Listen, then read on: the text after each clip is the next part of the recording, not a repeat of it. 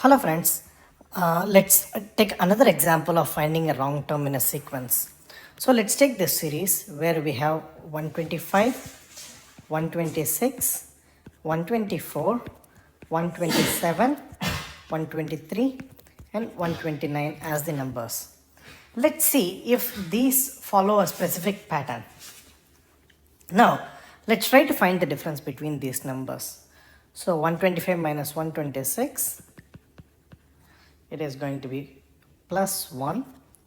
Same way 126 minus we are doing the other way around, right? 125 minus 126, 126 minus 124 is minus 2, 124 to 127 it is plus 3, 127 to 123 is minus 4, 123 to 129 it is plus 6.